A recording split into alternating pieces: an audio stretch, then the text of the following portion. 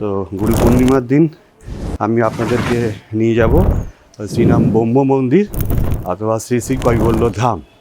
এই হচ্ছে কেবলানন্দ অবধূত নারায়ণবাবুর মুখে যে দুর্গার কথা শুনেছিলেন, সেই হচ্ছে এই দুর্গা। বন্ধ আর খোলার সময় মন্দিরের ওপরে ঠাকুর ঘরে রয়েছে জগন্নাথ, বলরাম, সুভদ্রা। নমস্কার, সুপ্রভাত, বাস ভাইবে আপনাদের স্বাগত। আপনাদের সাথে আমি রতন। বহুদিন ধরে যারা শ্রী শ্রী ঠাকুরের অলৌকিক ঘটনা দেখেন তাদের অনেকেই আমাকে টেক্সট করেছেন অথবা হোয়াটসঅ্যাপ করেছেন, শ্রীরাম ব্রহ্ম মন্দিরটা কোথায়, কী করে আসবো আমরা। এই জন্যই আজকে এই শ্রীরাম ব্রহ্ম মন্দির কী করে আসবেন সেই নিয়ে আজকে আমার এই আজকের ভিডিওটি। তো আজকে গুরু পূর্ণিমার দিন আপনাদেরকে আমি নিয়ে যাব আজকে শ্রীরাম ব্রহ্ম মন্দির বা কৈবল্য ধাম। আমার বাড়ি থেকে শ্রী শ্রী কৈবল্য ধাম যেতে লাগে 5 মিনিট, মানে আমি হেঁটে 5 মিনিটে ওখানে পৌঁছে যাব। তাহলে চলুন যাই।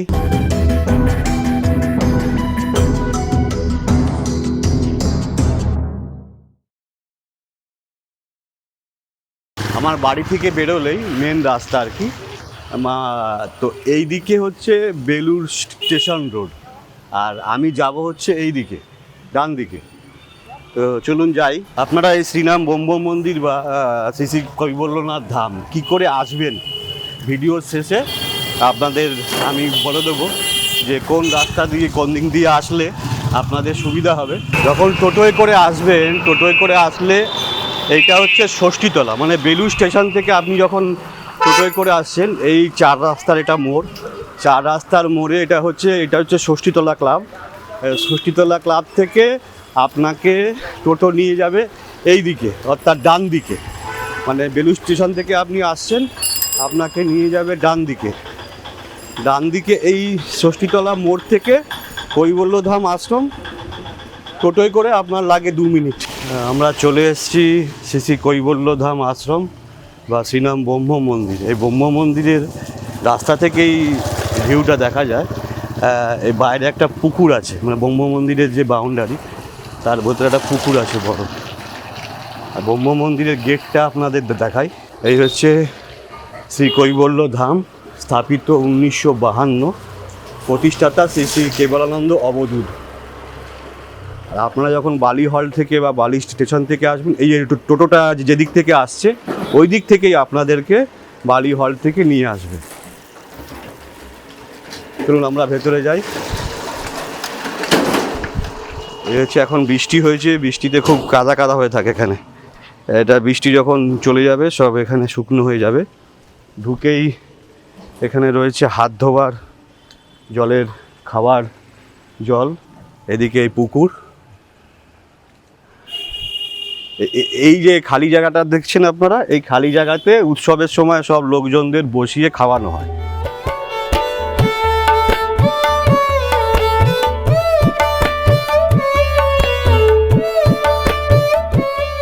এইখান দিয়ে যেতে হবে। এখানে বর্ষার সময় খুব অবস্থা এখানটা একটু খারাপ থাকে, চারিদিকে একটু জল ঠল ঘাস ঠাস থাকে ভর্তি। বর্ষার পরে যখন বর্ষা চলে যায় তখন আবার সব ঠিক হয়ে যায়। আপনাদেরকে গুরুদেবের দর্শন করাই ভেতরে। এই হচ্ছে ব্রহ্ম মন্দিরের আমাদের গুরুদেবের,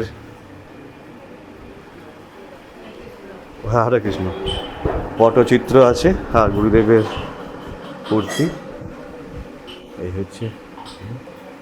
আর রামনারায়ণবাবুর মুখে যে দুর্গার কথা শুনেছিলেন, সেই হচ্ছে এই দুর্গা স্থাপিত করা।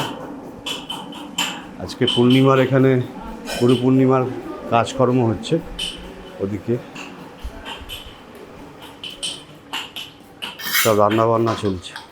এটা ঠাকুরের রান্নাঘর মনে হয় যত সম্ভব। এটা কি ঠাকুরের প্রসাদ হচ্ছে? আচ্ছা, ঠাকুরের ভোগ হচ্ছে এখানে, ঠাকুরের ভোগ হচ্ছে। এবার দেখাই আপনাদের কেবলানন্দ অবধূত ও ওনার স্ত্রীর সমাধি স্থলটা। এই হচ্ছে কেবলানন্দ অবধূত, যিনি এই মন্দিরের প্রতিষ্ঠাতা। পাশেই রয়েছেন ওনার স্ত্রী প্রফুল্লবালা দেবী। আর এইখানে এইটা হচ্ছেন আমাদের রামনারায়ণ বাবুর বাবা, উনিও তো নেই, উনিও গত হয়ে গেছেন।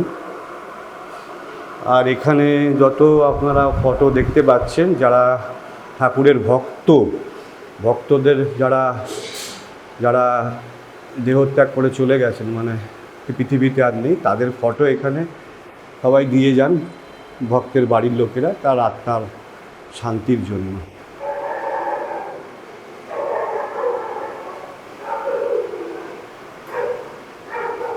এখান থেকে বেরিয়ে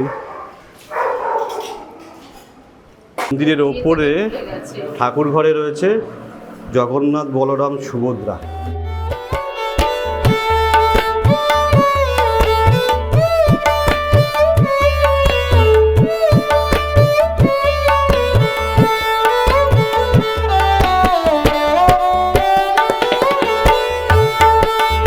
শ্রীরাম ব্রহ্ম মন্দিরের শীতকাল আর গ্রীষ্মকালের বন্ধ আর খোলার সময়।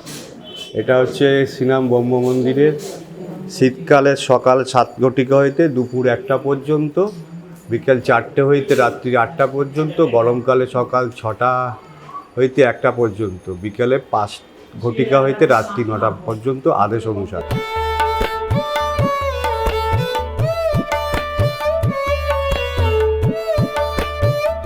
আমরা এবার দেখব ঠাকুরের ভোগের ঘর, মানে যেখানে উৎসবের ভোগ ঠোক, যেমন আজকে গুরু পূর্ণিমার দিন যেমন ভোগ রান্না হচ্ছে, এবার সেই গুরু পূর্ণিমার ভোগের ঘর, যেখানে প্রতিবারই উৎসবে যেখানে ভোগ রান্না হয়, সেই হচ্ছে এই জায়গাটা।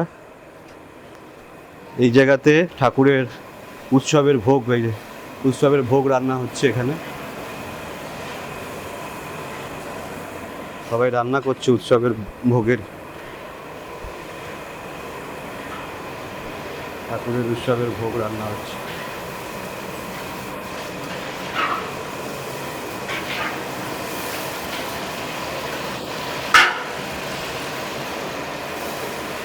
আর 12টার পর থেকে এখানে লোকজনকে বসিয়ে খাওয়ানো হবে ভক্তদেরকে।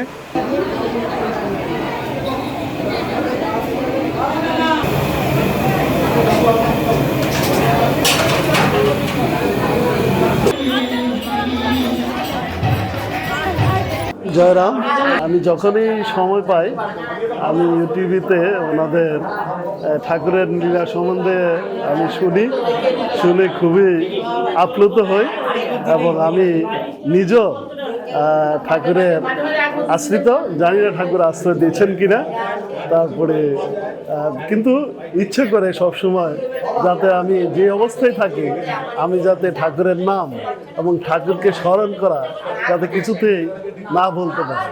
আমি যেখানে রওনা হই, যেখানেই যাই, প্রথম কথাটাই আমার জয়রাম, জয় গোবিন্দ, এবং জয়রাম যাতে সবসময় পাশে থাকে। আর আমার নিজের অভিজ্ঞতা থেকে বলছি, আমার 3 কন্যা, অনেক দিন হয়ে গেছে, আমার স্ত্রী আর সন্তান নিতে রাজি না। আমি জয়রামের উপর ভরসা করে যখন ঠাকুরের নাম আশ্রিত হলাম এবং ঠাকুরের শরণাপন্ন হলাম, আমাকে দেখো, আরেকবার দেখে তুমি চেষ্টা করো, ঠাকুর হয়তো দিবি। ঠাকুরের অশেষ কৃপায় আমার পরে একটা ছেলে হয়েছে। আমার ইচ্ছা, আমি যখন কলকাতা আসব, আমি জাস্ট এই মন্দির দর্শন করব, এবং আমি শ্রীরাম নারায়ণ রায়চৌধুরী মহোদয়কে একটু দর্শন করে সরাসরি ওনার মুখ থেকে কিছু শুনে একটু আপ্লুত হতে চাই।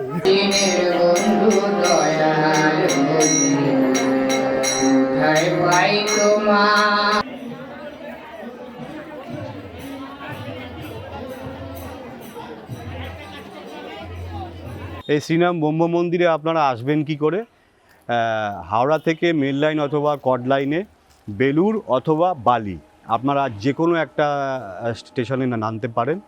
নেমে সেখান থেকে টোটো করে ঘোষপাড়া শ্রীরাম ব্রহ্ম মন্দির অথবা কৈবল্যধাম আশ্রম বললেই হবে। এছাড়া শিয়ালদা থেকে আপনারা যদি আসেন, বালি হল্টে নামলে ওইখান থেকে টোটো আছে, এইখানে আপনাদেরকে নিয়ে আসবে। এক একজনের ভাড়া হচ্ছে আপনার 20 টাকা। আর যদি বাসে করে আসেন তাহলে আপনাদেরকে বালি হল্টেই নামতে হবে। এছাড়াও আপনারা মেট্রো করে দক্ষিণেশ্বর থেকে বালি হল্টে অটো বা বাসে আপনারা এসে তারপরে এইখানে আপনারা বাই টোটো আসতে পারেন।